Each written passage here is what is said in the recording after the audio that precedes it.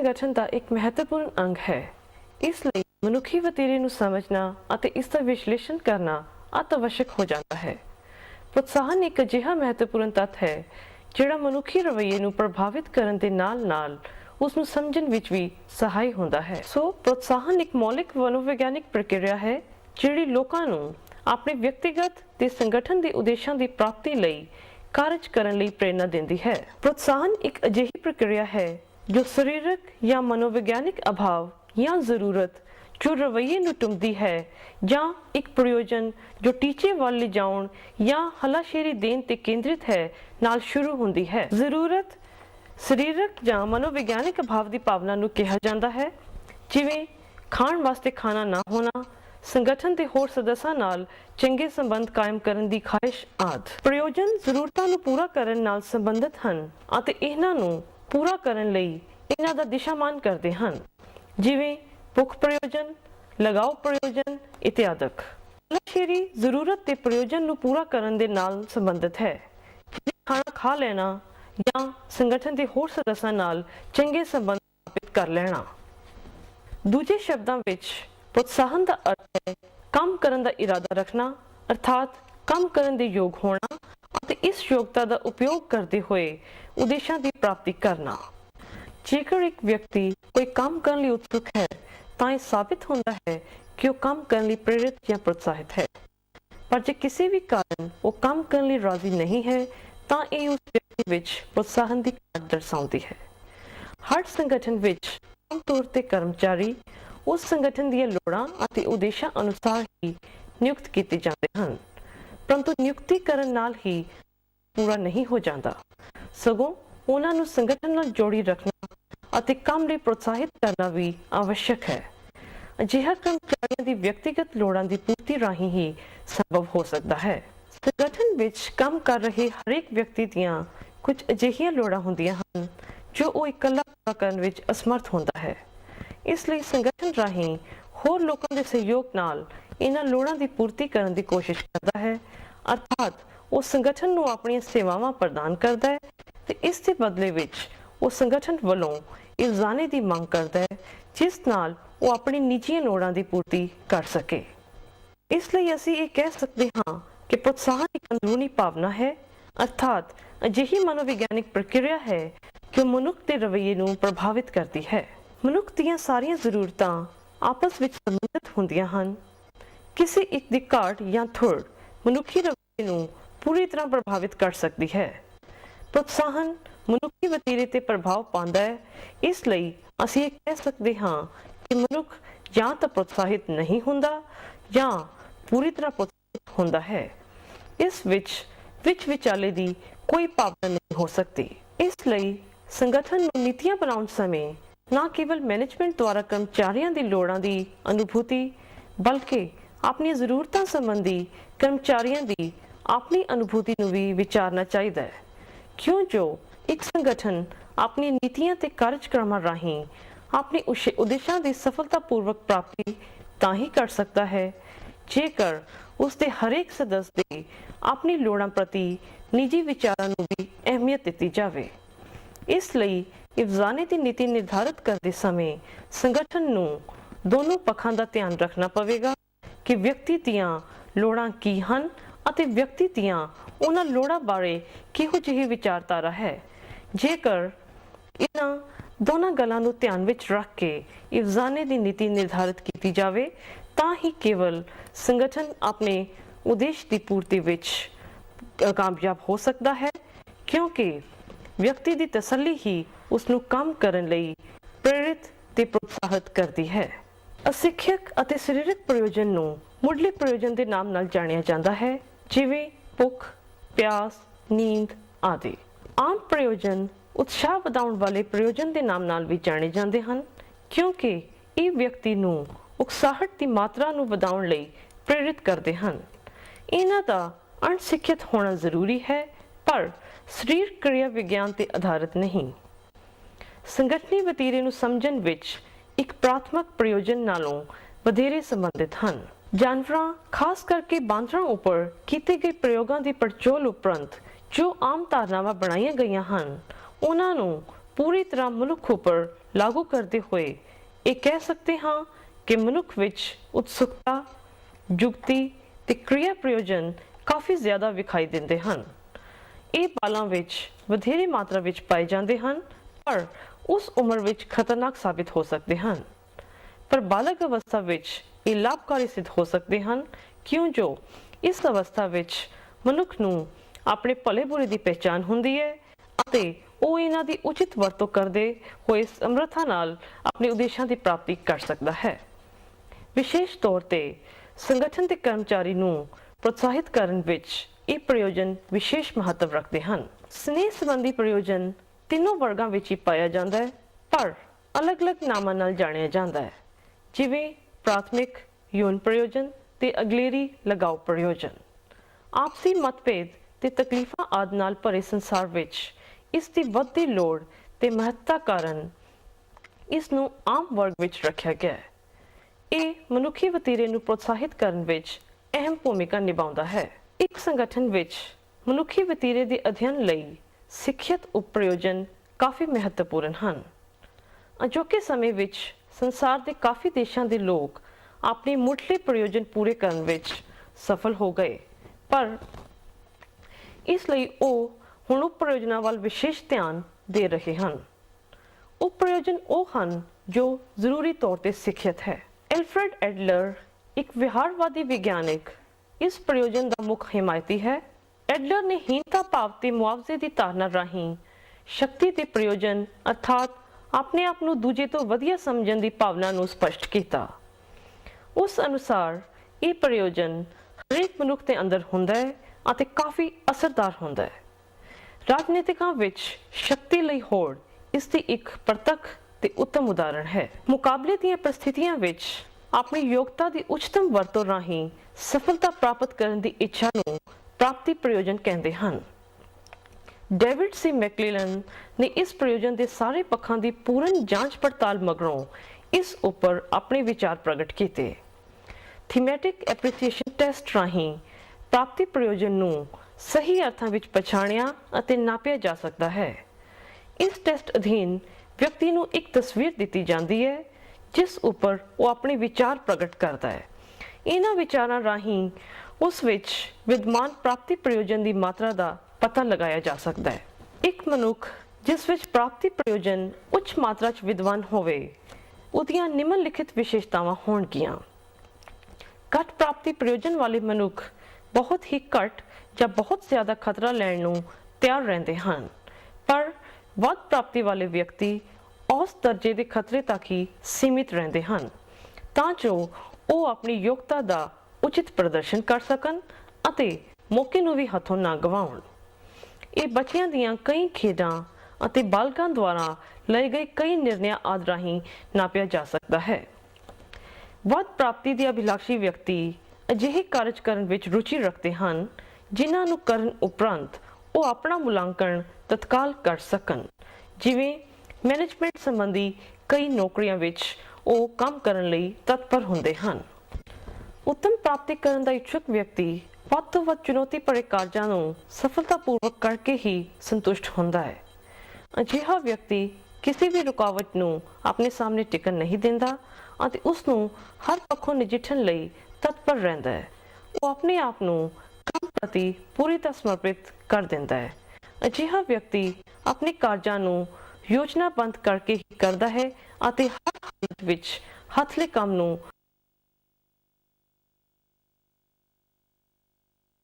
ਮਨੁੱਖੀ ਵਤੀਰੇ ਨੂੰ ਸਮਝਣ ਲਈ ਸੰਬੰਧ ਕਾਇਮ ਕਰਨ ਦਾ ਪ੍ਰਯੋਜਨ ਮਹੱਤਵਪੂਰਨ ਭੂਮਿਕਾ ਨਿਭਾਉਂਦਾ ਹੈ। ਹਾਥਨ ਸਟੱਡੀਜ਼ ਨੇ ਸਾਬਿਤ ਕਰ ਦਿੱਤਾ ਹੈ ਕਿ ਸੰਗਠਨ ਦੇ ਸਾਰੇ ਸਦस्य ਆਪਸ ਵਿੱਚ ਚੰਗੇ ਦੋਸਤਾਨਾ ਸੰਬੰਧ ਕਾਇਮ ਕਰਨ ਤੇ ਚੰਗੀਆਂ ਸਮਾਜਿਕ ਕਿਰਿਆਵਾਂ ਵਿੱਚ ਸਹਿਭਾਗਤਾ ਦੇ ਚਾਹਵਾਨ ਹੁੰਦੇ ਹਨ।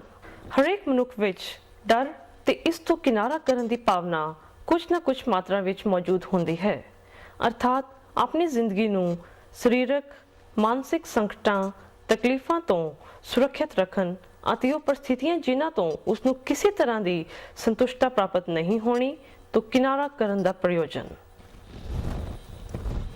ਜਿਵੇਂ ਸੰਗਠਨ ਵਿੱਚ ਨੌਕਰੀ ਅਸੁਰੱਖਿਅਤ ਹੋਣ ਦੀ ਭਾਵਨਾ ਅਤੇ ਇਸ ਨੂੰ ਸੁਰੱਖਿਅਤ ਕਰਨ ਦਾ ਪ੍ਰਯੋਜਨ। ਅਜਿਹੇ ਕਾਰਜਾਂ ਨੂੰ ਟਾਲਣਾ ਜਿਨ੍ਹਾਂ ਦਾ ਸਿਰੇ ਨਾ ਚੜ੍ਹਨ ਦਾ ਅੰਦੇਸ਼ਾ ਹੋਵੇ। ਰੱਖਿਆ ਪ੍ਰਯੋਜਨ ਜਿਸ ਪ੍ਰਤੀ ਮਨੁੱਖ ਸਚੇਤ ਹੋਵੇ ਉਸ ਨੂੰ ਤਾਂ ਨਿਯੋਜਨ ਰਾਹੀਂ ਪ੍ਰਾਪਤ ਕੀਤਾ ਜਾ ਸਕਦਾ ਹੈ, ਪਰ ਕੁਝ ਅਜਿਹੇ ਰੱਖਿਅਕ ਪ੍ਰਯੋਜਨ ਹਰੇਕ ਵਿਅਕਤੀ ਵਿੱਚ ਵਿਦਮਾਨ ਹੁੰਦੇ ਹਨ ਜਿਨ੍ਹਾਂ ਪ੍ਰਤੀ ਉਹ ਸੁਚੇਤ ਨਹੀਂ ਹੁੰਦਾ, ਪਰ ਇਹ ਮਨੁੱਖੀ ਵਤੀਰੇ ਨੂੰ ਕਾਫੀ ਹੱਦ ਤੱਕ ਪ੍ਰਭਾਵਿਤ ਕਰਦੇ ਹਨ। ਜਿੱਥੇ ਵੀ ਦੋ ਜਾਂ ਇਸ ਤੋਂ ਵੱਧ ਵਿਅਕਤੀ ਕੁਝ ਵਿਸ਼ੇਸ਼ ਕਾਰਜਾਂ ਨੂੰ ਕਰਨ ਲਈ ਇਕੱਠੇ ਹੁੰਦੇ ਹਨ, ਉੱਥੇ ਰੁਤਬਾ ਪਦ ਸੋਪਾਨ ਆਪਣੇ ਆਪ ਹੀ ਸਥਾਪਿਤ ਹੋ ਜਾਂਦਾ ਹੈ। ਰੁਤਬੇ ਤੋਂ ਭਾਵ ਸਮਾਜ, ਸਮੂਹ ਜਾਂ ਸੰਗਠਨ ਵਿੱਚ ਇੱਕ ਵਿਅਕਤੀ ਦੇ ਤੁਲਨਾਤਮਕ ਦਰਜੇ ਤੋਂ ਹੈ। ਆਮ ਤੌਰ ਤੇ ਕਿਸੇ ਮਨੁੱਖ ਦੀ ਹੈਸੀਅਤ ਮੌਲਿਕ ਮਨੁੱਖੀ ਗੁਣਾਂ ਦੀ ਬਜਾਏ ਉਸ ਦੇ ਧਨ, ਮਾਲ, ਜਾਇਦਾਦ ਆਦਿ ਜਿਹੀਆਂ ਪਦਾਰਥਕ ਵਸਤੂਆਂ ਨਾਲ ਜੋੜੀ ਜਾਂਦੀ ਹੈ। ਅਜੋਕੇ ਸਮੇਂ ਚੰਗੀ ਨੌਕਰੀ, ਬੰਗਲਾ, ਵਿਦੇਸ਼ੀ ਕਾਰ, ਵਿਅਕਤੀਗਤ ਕੰਪਿਊਟਰ, ਮੋਬਾਈਲ, ਟੈਲੀਫੋਨ ਆਦਿ ਦੀ ਮਲਕੀਅਤ ਹੀ ਉਸ ਦੇ ਰੁਤਬੇ ਦੇ ਚਿੰਨ੍ਹ ਮੰਨੇ ਜਾਂਦੇ ਹਨ। ਸੰਗਠਨ ਦੇ ਨਜ਼ਰੀਏ ਤੋਂ ਭਾਵ ਪ੍ਰਤਿਸ਼ਠਿਤ ਸੰਗਠਨਾਂ 'ਚ ਚੰਗੇ ਅਹੁਦੇ ਤੇ ਹੋਣ, ਚੰਗੇ ਮਾਸਿਕ ਵੇਤਨ ਆਦਿ ਤੋਂ ਹੈ। ਕਿਸੇ ਵੀ ਸੰਗਠਨ ਵਿੱਚ ਮਨੁੱਖੀ ਵਤੀਰੇ ਨੂੰ ਜਾਣਨ, ਪਰਖਣ ਅਤੇ ਦਰਸਾਉਣ ਵਿੱਚ ਰੁਤਬੇ ਨਾਲ ਸੰਬੰਧਿਤ ਪ੍ਰਯੋਜਨ ਇੱਕ ਮਹੱਤਵਪੂਰਨ ਭੂਮਿਕਾ ਨਿਭਾਉਂਦਾ ਹੈ। ਮਨੁੱਖੀ ਪ੍ਰਵਿਰਤੀ ਬਹੁਤ ਜਟਿਲ ਹੋਣ ਕਾਰਨ ਮਨੁੱਖੀ ਰਵੱਈਏ ਨੂੰ ਪ੍ਰਭਾਵਿਤ ਕਰਨ ਵਾਲੇ ਅਤੇ ਪ੍ਰੋਤਸਾਹਿਤ ਕਰਨ ਵਾਲੇ ਕਾਰਨਾਂ ਦੀ ਵਿਆਖਿਆ ਕਈ ਸਿਧਾਂਤਾਂ ਰਾਹੀਂ ਕੀਤੀ ਗਈ। ਫਿਰ ਵੀ ਇਹਨਾਂ ਸਿਧਾਂਤਾਂ ਤੇ ਹੋਰ ਖੋਜੀ ਅਧਿਐਨਾਂ ਦੇ ਨਿਸ਼ਕਰਸ਼ਾਂ ਨੂੰ ਜੋ ਸਮਾਂ, ਦੇਸ਼, ਸਥਾਨ, ਲੋਕ, ਪ੍ਰਸਥਿਤੀਆਂ ਆਦਿ ਕਾਰਨ ਘਟਦੇ ਵੱਧਦੇ ਰਹਿੰਦੇ ਹਨ, ਵਿਸ਼ਵ ਦੇ ਸਭ ਦੇਸ਼ਾਂ ਅਤੇ ਲੋਕਾਂ ਉੱਪਰ ਇਕਸਾਰਤਾ ਨਾਲ ਲਾਗੂ ਨਹੀਂ ਕੀਤਾ ਜਾ ਸਕਦਾ। ਇਸ ਕਾਰਨ ਪ੍ਰੋਤਸਾਹਨ ਨਾਲ ਸੰਬੰਧਿਤ ਹਰੇਕ ਮਹੱਤਵਪੂਰਨ ਸਿਧਾਂਤ ਦੀ ਜਾਣਕਾਰੀ ਹਾਸਲ ਕਰਨਾ आवश्यक हो जाता है। ਇਹਨਾਂ ਨੂੰ ਵਿਵਸਥਿਤ ਅਤੇ ਕ੍ਰਮਬੱਧ ਢੰਗ ਨਾਲ ਸਮਝਣ ਲਈ ਵੱਖ-ਵੱਖ ਸ਼੍ਰੇਣੀਆਂ ਵਿੱਚ ਵੰਡਿਆ ਜਾ ਸਕਦਾ ਹੈ। ਪਹਿਲੀ ਸ਼੍ਰੇਣੀ ਵਿੱਚ ਸੰਤੁਸ਼ਟਤਾ ਜਾਂ ਮਨੁੱਖੀ ਜ਼ਰੂਰਤਾਂ ਨਾਲ ਸੰਬੰਧਿਤ ਸਿਧਾਂਤ ਪਾਏ ਜਾਂਦੇ ਹਨ। ਫਿਰ ਮਨੁੱਖ ਦੀ ਮੂਲ ਪ੍ਰਵਿਰਤੀ ਨਾਲ ਸੰਬੰਧਿਤ ਸਿਧਾਂਤ।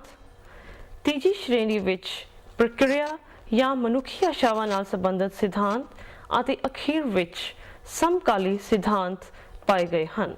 ਕਲਾਸਿਕੀ ਫਲਸਫਾ ਜਾਂ ਟੇਲਰ ਦਾ ਵਿਗਿਆਨਿਕ ਪ੍ਰਬੰਧ ਦਾ ਸਿਧਾਂਤ ਮੂਲ ਜ਼ਰੂਰਤਾਂ ਜੋ ਲਗਭਗ ਹਰੇਕ ਮਨੁੱਖ ਵਿੱਚ ਹੀ ਪਾਈਆਂ ਜਾਂਦੀਆਂ ਹਨ ਨੂੰ ਵੱਧ ਤੋਂ ਵੱਧ ਮਾਲੀ ਲਾਭ ਤੇ ਹੱਲਾਸ਼ੇਰੀ ਰਾਹੀਂ ਸੰਤੁਸ਼ਟ ਕਰਨ ਉੱਪਰ ਕੇਂਦਰਿਤ ਹੈ, ਪਰ ਇਸ ਨੇ ਮਨੁੱਖ ਨੂੰ ਸਮੇਂ ਤੇ ਧਨ ਆਦਿ ਦੇ ਬੰਧਨਾਂ ਵਿੱਚ ਬੰਨ੍ਹ ਕੇ ਇੱਕ ਮਸ਼ੀਨ ਵਜੋਂ ਵਰਤਿਆ ਅਤੇ ਉਹਨਾਂ ਦੀ ਭਾਵਨਾਵਾਂ ਵੱਲ ਕੋਈ ਧਿਆਨ ਨਹੀਂ ਦਿੱਤਾ।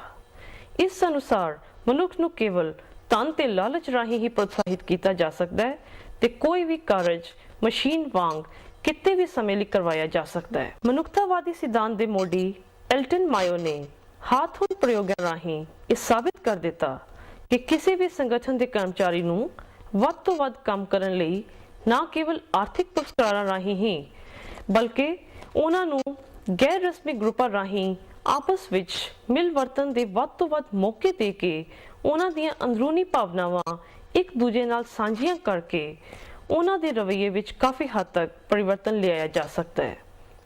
ਇਸ ਤੋਂ ਸਾਬਿਤ ਹੁੰਦਾ ਹੈ ਕਿ ਮਾਲੀ ਲਾਭ ਮਨੁੱਖ ਨੂੰ ਪ੍ਰੋਤਸਾਹਿਤ ਕਰਨ ਵਾਲੇ ਬਹੁਤ ਸਾਰੇ ਅੰਸਰਾਂ ਵਿੱਚੋਂ ਕੇਵਲ ਇੱਕ ਅੰਸਰ ਹੈ ਅਤੇ ਸੁਰੱਖਿਅਤ ਨੌਕਰੀ, ਚੰਗਾ ਅੰਦਰੂਨੀ ਵਾਤਾਵਰਣ ਆਦਿ ਵੀ आवश्यक ਹਨ। ਅਬਰਾਹਮ ਮੈਸਲੋ ਇੱਕ ਅਮਰੀਕੀ ਵਿਹਾਰਵਾਦੀ ਵਿਗਿਆਨਕ ਨੇ ਕਲਾਸਿਕ ਪੇਪਰ ਵਿੱਚ ਪ੍ਰੋਤਸਾਹਨ ਦੇ ਸਿਧਾਂਤ ਦੇ ਤੱਤਾਂ ਦਾ ਉਲੇਖ ਕੀਤਾ ਹੈ। ਮੈਸਲੋ ਨੇ ਮਨੁੱਖੀ ਲੋੜਾਂ ਨੂੰ ਇਹਨਾਂ ਦੇ ਮਹੱਤਵ ਅਨੁਸਾਰ ਕ੍ਰਮਬੱਧ ਤਰੀਕੇ ਨਾਲ ਦਰਸਾਉਣ ਦੇ ਲਈ ਪੌੜੀ ਵਿਵਸਥਾ ਦੇ ਸਿਧਾਂਤ ਦਾ ਪ੍ਰਯੋਗ ਕੀਤਾ। ਇੱਕ ਸਮੇਂ ਤੇ ਪ੍ਰਤੇਕ ਮਨੁੱਖ ਦੀ ਕੋਈ ਇੱਕ ਜ਼ਰੂਰਤ ਸਭ ਤੋਂ ਵੱਧ ਹੁੰਦੀ ਹੈ ਜੋ ਉਸ ਦੇ ਵਤੀਰੇ ਤੇ ਪ੍ਰਭਾਵ ਪਾਉਂਦੀ ਹੈ ਅਤੇ ਉਸ ਬਾਰੇ ਉਸ ਨੂੰ ਜਾਣਕਾਰੀ ਵੀ ਦਿੰਦੀ ਹੈ। ਜਦੋਂ ਤੱਕ ਇਹ ਜ਼ਰੂਰਤ ਪੂਰੀ ਨਹੀਂ ਹੁੰਦੀ ਉਦੋਂ ਤੱਕ ਉਸ ਦਾ ਧਿਆਨ ਹੋਰ ਜ਼ਰੂਰਤਾਂ ਵੱਲ ਨਹੀਂ ਜਾਂਦਾ, ਪਰ ਇਸ ਜ਼ਰੂਰਤ ਦਾ ਉਸ ਦੀ ਲੋੜ ਅਨੁਸਾਰ ਪੂਰਾ ਹੋ ਜਾਣ ਨਾਲ ਇਹ ਅੰਸਰ ਉਸ ਨੂੰ ਹੋਰ ਪ੍ਰੋਤਸਾਹਿਤ ਕਰਨ ਤੋਂ ਅਸਮਰਥ ਹੋ ਜਾਂਦਾ ਹੈ। ਫਿਰ ਉਸ ਦੀ ਅਗਲੀ ਜ਼ਰੂਰਤ ਉਸ ਉੱਪਰ ਹਾਵੀ ਹੋ ਜਾਂਦੀ ਹੈ ਤੇ ਜਿਸ ਕਿਸੇ ਕੰਮ ਨੂੰ ਕਰਕੇ ਇਹ ਜ਼ਰੂਰਤ ਪੂਰੀ ਹੁੰਦੀ ਹੋਵੇ ਉਸ ਕੰਮ ਨੂੰ ਕਰਨ ਲਈ ਇਹ ਜ਼ਰੂਰਤ ਪ੍ਰੋਤਸਾਹਨ ਦਾ ਕੰਮ ਕਰਦੀ ਹੈ। ਇਸੇ ਤਰ੍ਹਾਂ ਮਨੁੱਖੀ ਜ਼ਰੂਰਤਾਂ ਦਾ ਇਹ ਸਿਲਸਿਲਾ ਚੱਲਦਾ ਰਹਿੰਦਾ ਹੈ। ਮੈਸਲੋ ਨੇ ਮਨੁੱਖੀ ਜ਼ਰੂਰਤਾਂ ਨੂੰ ਉਹਨਾਂ ਦੇ ਮਹੱਤਵ ਅਨੁਸਾਰ ਕ੍ਰਮਬੱਧ ਕੀਤਾ ਹੈ। ਪਹਿਲਤਾ ਦੇ ਆਧਾਰ ਤੇ ਸਰੀਰਕ ਲੋੜਾਂ ਜਿਵੇਂ ਭੁੱਖ, ਪਿਆਸ ਆਦਿ ਉਪਜਦੀਆਂ ਹਨ। ਦੂਜੇ ਸੁਰੱਖਿਆ ਦੀ ਜ਼ਰੂਰਤ। ਤੀਜੇ स्नेह या समाजिक जरूरत। चौथे स्व सन्मान की भावना की जरूरत। अते सब तो अखीर विच स्व प्राप्ति या स्व संपन्नता की जरूरत मनुख के मन विच उपजती है आते उसकी प्राप्ति लई वो उद्यम करता है। मैस्लो के अंदाजे अनुसार वास्तव विच संगठन के कर्मचारी अपनी लगभग 85% शरीरिक या मूल जरूरतां, लगभग 70% सुरक्षा संबंधी जरूरतां, लगभग 50% समाजिक जरूरतां ਅਤੇ लगभग 10% स्व प्राप्ति ਨਾਲ संबंधित जरूरतां पूरीਆਂ ਕਰਨ ਦੇ ਯੋਗ ਹੁੰਦੇ ਹਨ। ਭਾਵੇਂ ਮੈਸਲੋ ਦੇ ਕਰਮਚਾਰੀਆਂ ਦੀ ਜ਼ਰੂਰਤਾਂ ਜਾਂ ਉਹਨਾਂ ਦੇ ਪ੍ਰਯੋਜਨਾਂ ਪ੍ਰਤੀ ਵਿਚਾਰ ਆਪਣੇ ਆਪ ਵਿੱਚ ਪੂਰਨ ਨਹੀਂ ਕਹੇ ਜਾ ਸਕਦੇ, ਪਰ ਫਿਰ ਵੀ ਇਹ ਕਾਫੀ ਹੱਦ ਤੱਕ ਲੋਕਪ੍ਰਿय ਹਨ ਅਤੇ ਮੈਨੇਜਮੈਂਟ ਨੂੰ ਕਰਮਚਾਰੀਆਂ ਦੀ ਲੋੜਾਂ ਤੇ ਪ੍ਰਯੋਜਨਾਂ ਪ੍ਰਤੀ ਜਾਗਰੂਕ ਕਰਦੇ ਹਨ। ਉਂਝ ਵੀ ਮੈਸਲੋ ਨੇ ਇਹਨਾਂ ਨੂੰ ਇੱਕ ਖਾਸ ਕ੍ਰਮ ਵਿੱਚ ਪੇਸ਼ ਕੀਤਾ ਹੈ, ਪਰ ਉਹ ਖੁਦ ਵੀ ਇਹ ਮਹਿਸੂਸ ਕਰਦਾ ਹੈ ਕਿ ਇਹਨਾਂ ਨੂੰ ਹੱਟ ਧਰਮੀ ਨਾਲ ਅਮਲ ਵਿੱਚ ਨਹੀਂ ਲਿਆਉਂਦਾ ਜਾ ਸਕਦਾ। ਕਈ ਪ੍ਰਸਥਿਤੀਆਂ ਵਿੱਚ ਇਹਨਾਂ ਦਾ ਕਰਮ ਬਦਲ ਵੀ ਸਕਦਾ ਹੈ। ਜਿਵੇਂ ਕਈ ਕਲਾ ਪ੍ਰੇਮੀ ਆਪਣੀ ਮੂਲ ਲੋੜਾਂ ਦੀ ਪੂਰਤੀ ਲਈ ਇਹਨਾਂ ਜ਼ਰੂਰਤਾਂ ਦੀ ਪਰਵਾਹ ਕੀਤੇ ਬਗੈਰ ਸਵੈ ਸੰਪੰਨਤਾ ਤੇ ਹੀ ਪੂਰਾ ਧਿਆਨ ਕੇਂਦਰਿਤ ਕਰਦੇ ਹਨ। ਕਈ ਵਾਰ ਕੁਝ ਵਿਅਕਤੀ ਜਿਨ੍ਹਾਂ ਦੀ ਬਹੁਤ ਅਰਸੇ ਤੋਂ ਭੁੱਖ ਆਦਿ ਦੀ ਮੂਲ ਜ਼ਰੂਰਤ ਪੂਰੀ ਨਹੀਂ ਹੁੰਦੀ, ਉਹ ਹੌਲੀ-ਹੌਲੀ ਭੁੱਖੇ ਰਹਿੰਦੇ ਹੀ ਆਦੀ ਹੋ ਜਾਂਦੇ ਹਨ। ਮੈਸਲੋ ਦੇ ਸਿਧਾਂਤ ਉੱਪਰ ਖੋਜ ਦੁਆਰਾ ਪਤਾ ਚੱਲਦਾ ਹੈ ਕਿ ਵਿਕਾਸਸ਼ੀਲ ਦੇਸ਼ਾਂ ਵਿੱਚ ਬਹੁਤ ਸਾਰੇ ਲੋਕ ਆਪਣੀ ਮੂਲ ਜ਼ਰੂਰਤਾਂ ਨੂੰ ਹੀ ਪੂਰਾ ਕਰਨ ਵਿੱਚ ਲੱਗੇ ਰਹਿੰਦੇ ਹਨ ਅਤੇ ਲਗਭਗ ਜ਼ਿੰਦਗੀ ਦਾ ਬਹੁਤ ਸਾਰਾ ਸਮਾਂ ਇਹਨਾਂ ਜ਼ਰੂਰਤਾਂ ਦੀ ਪੂਰਤੀ ਵਿੱਚ ਹੀ ਬਿਤਾ ਦਿੰਦੇ ਹਨ, ਜਦੋਂ ਕਿ ਵਿਕਸਿਤ ਦੇਸ਼ਾਂ ਦੇ ਲੋਕ ਮੂਲ ਤੌਰ ਤੇ ਰਚੇ ਪੁੱਜੇ ਹੋਣ ਕਾਰਨ ਆਪਣੀਆਂ ਸਮਾਜਿਕ ਅਤੇ ਸਨਮਾਨ ਸੰਬੰਧੀ ਪ੍ਰਯੋਜਨਾਂ ਨੂੰ ਪੂਰਾ ਕਰਨ ਵਿੱਚ ਲੱਗੇ ਹੋਏ ਹਨ ਅਤੇ ਸਵੈ ਸੰਪੰਨਤਾ ਜਾਂ ਸਵੈ ਪ੍ਰਾਪਤੀ ਦੀ ਲੋੜ ਦੀ ਸੰਤੁਸ਼ਟਤਾ ਵਿਰਲੇ ਹੀ ਵਿਸ਼ਵ ਵਿੱਚ ਲੋਕਾਂ ਦੇ ਵਿੱਚ ਵੇਖੀ ਜਾਂਦੀ ਹੈ।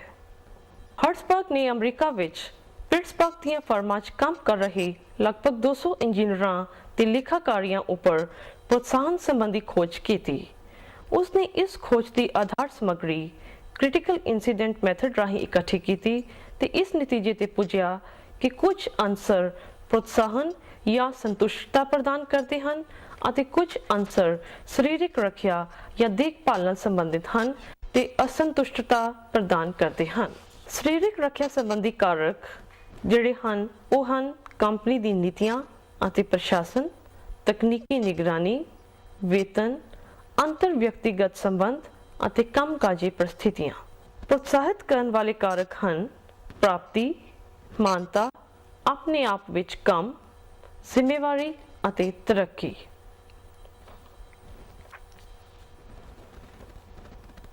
ਮੈਕਗ੍ਰੈਗਰ ਨੇ ਮਨੁੱਖੀ ਸੁਭਾਅ ਪ੍ਰਤੀ ਪਰੰਪਰਾਗਤ ਵਿਚਾਰਾਂ ਨੂੰ ਸਿਧਾਂਤ ਕਿਹਾ ਤੇ ਉਦਯੋਗਿਕ ਇਕਾਈਆਂ ਦੇ ਢਾਂਚੇ, ਮੈਨੇਜਮੈਂਟ, ਉਦੇਸ਼ਾਂ, ਨੀਤੀਆਂ ਤੇ ਵਿਧੀਆਂ ਵਿੱਚ ਉਗਰ ਪਰਿਵਰਤਨਾਂ ਕਾਰਨ ਮਨੁੱਖੀ ਸੁਭਾਅ ਵਿੱਚ ਆਏ ਅਤਿਅਧਿਕ ਬਦਲਾਵਾਂ ਬਾਰੇ ਆਪਣੇ ਪੁਨਰ ਅਨੁਮਾਨਾਂ ਨੂੰ ਵਾਈ ਦਾ ਸਿਧਾਂਤ ਕਿਹਾ ਹੈ। ਐਕਸ ਦੇ ਸਿਧਾਂਤ ਅਨੁਸਾਰ ਕੰਮ ਨੂੰ ਨਾਪਸੰਦ ਕਰਨਾ ਮਨੁੱਖ ਦਾ ਸੁਭਾਅ ਹੈ। ਵਾਈ ਦਾ ਸਿਧਾਂਤ ਇਹ ਦਾਅਵਾ ਕਰਦਾ ਹੈ ਕਿ ਮਨੁੱਖ ਲਈ ਕੰਮ ਕਰਨਾ ਉਤਨਾ ਹੀ ਸੁਭਾਵਿਕ ਹੈ ਜਿਤਨਾ ਕਿ ਖੇਡਣਾ ਜਾਂ ਹੋਰ ਪਸੰਦੀਦਾ ਕਾਰਜ ਕਰਨੇ। ਐਕਸ ਦਾ ਸਿਧਾਂਤ ਮੰਨਦਾ ਹੈ ਕਿ ਜ਼ਿਆਦਾਤਰ ਵਿਅਕਤੀ ਉੱਚ ਆਕਾਂਖੀ ਨਹੀਂ ਹੁੰਦੇ ਅਤੇ ਜ਼ਿੰਮੇਵਾਰੀ ਤੋਂ ਬਚਣ ਦੀ ਹੀ ਕੋਸ਼ਿਸ਼ ਕਰਦੇ ਹਨ, ਪਰ ਵਾਈ ਦਾ ਸਿਧਾਂਤ ਕਹਿੰਦਾ ਹੈ ਕਿ ਮਨੁੱਖ ਉੱਚ ਆਕਾਂਖੀ ਹੁੰਦਾ ਹੈ ਅਤੇ ਸਹੀ ਪ੍ਰਸਥਿਤੀਆਂ ਵਿੱਚ ਆਪਣੀ ਰੁਚੀ ਅਨੁਸਾਰ ਹੀ ਜ਼ਿੰਮੇਵਾਰੀ ਲੈਣ ਲਈ ਤਿਆਰ ਵੀ ਰਹਿੰਦਾ ਹੈ। ਐਕਸ ਦਾ ਸਿਧਾਂਤ ਕਹਿੰਦਾ ਹੈ